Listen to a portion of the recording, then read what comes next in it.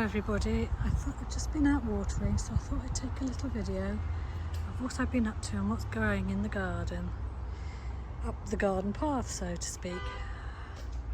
So these are my potatoes. I've been coming out and watering them fairly regularly because I've not had a lot of rain lately, and officially Yorkshire is in drought. These peas that Nick sent me are beginning to fatten up quite nicely. I don't know what the varieties are. No, the varieties don't stick in my head, but I think they might be cross-pollinating. But that's no problem as long as they taste nice. I'm not fussed, but they look pretty, don't they? All mixed up together. So they're doing all right. The broad beans are doing okay as well. I've got some baby ones in there. Some nice bigger fatter ones up here. So some of those I think are ripe for harvesting. But I've got a little runt here. I'm calling it the sin eater of my crop, so it can be all diseased and everything as long as everybody else gets left alone. And they are doing very well, so I'm quite pleased with that. This is one that I shoved in any old space, and I think it's the most healthy plant of the lot. It's got loads of beans on it. My friend's potatoes are still doing magnificently. Once they're pulled up, I have plans to put lettuces and Japanese greens there, Komatsuma and another variety, but as I say, varieties fall out of my head. We've had some gorgeous strawberries and it looks like we're going to have quite a few more, so I'm looking forward to those. The onions are ripening up very nicely as well. Not quite ready as yet to harvest, although some of them are getting pretty big. I've multi-sown them in the Charles Dowding way, so they will never get enormous, but hopefully I'll have plenty of them. There's only two of us that eat them at a meal time, so don't need massive ones. These are the pongo beans, and they're doing lovely. Very pleased with those as well. And in fact, if I go back here a little bit, so I planted a little row of them next to the strawberries. Space is quite limited here due to that particular slope. I have to cram everything in, but I think that's okay. I think it's good for biodiversity, and the plants don't seem to be complaining. My lovely calendula. I know I should collect the heads and soak them in oil and make lovely calendula oil balm with them, but I haven't got time, so I just enjoy them while they're here, and the pollinators enjoy them as well. And there's a little hoverfly there, and it does mean that things are getting nicely pollinated. Down there, my parsnips regrew after their beheading back in May, and so I think I'm going to get some nice parsnip seeds from them. And I think I'm also going to hopefully get some carrot seeds from those carrots that I deliberately left last year to see if I could get some seeds out of them. Thank goodness this year it looks like I'm going to get, we're a bit crowded in there, squashed into the nets, but we do have cabbage whites flying around at the moment. But these are swede. Last year my swede were a sad disappointment, but this year I've got 8 of them growing really healthily with a couple of carrots because it was originally a failed carrot bed.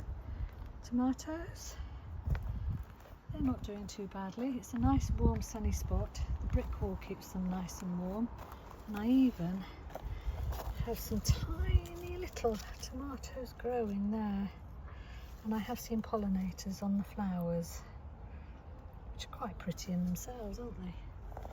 Mange 2 are going over now, so I'm just leaving them to dry out a bit, and then I can pick them and dry the pods out and have seed for next year. They've been great. I've loved these purple ones that Nick the gardener gave me. They've been so tasty. I've been watering the potatoes.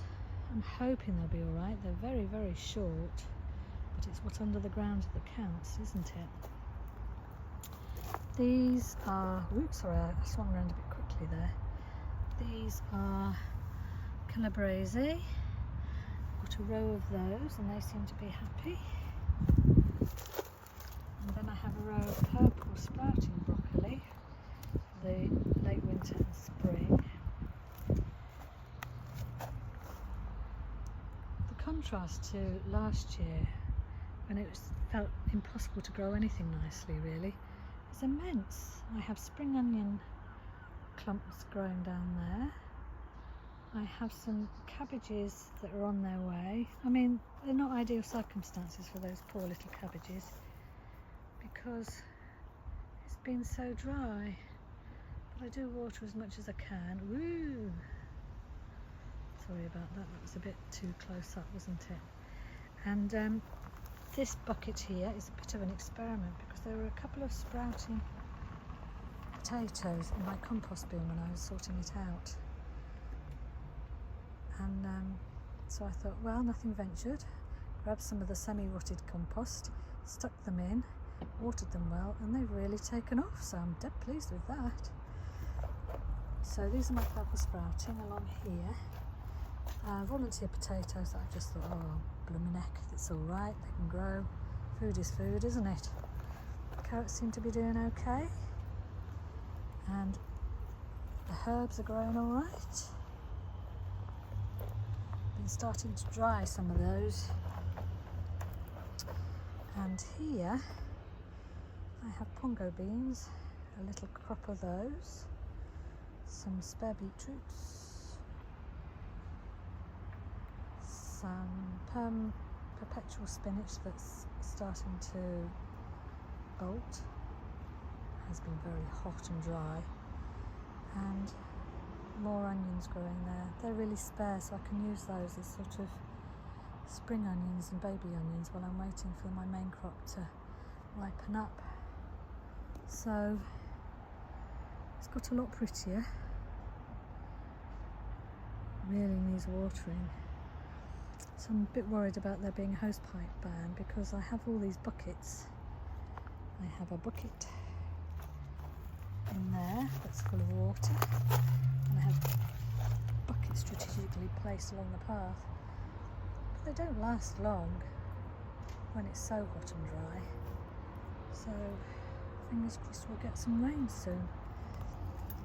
I've started filling up this compost bag with freshly picked stuff and harvested stuff, and I've got a bag here of semi-rotted compost that's just not getting the warmth it needs because it's underneath this hedge.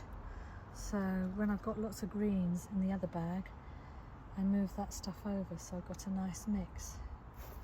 So I think that we'll be quite well off for compost in the spring.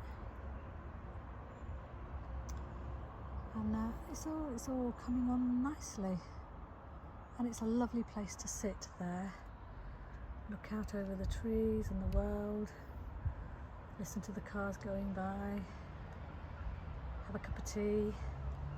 Splendid. So I hope you have nice sitting down places and relaxing places to enjoy your gardens when you've done your work. Happy gardening, everybody.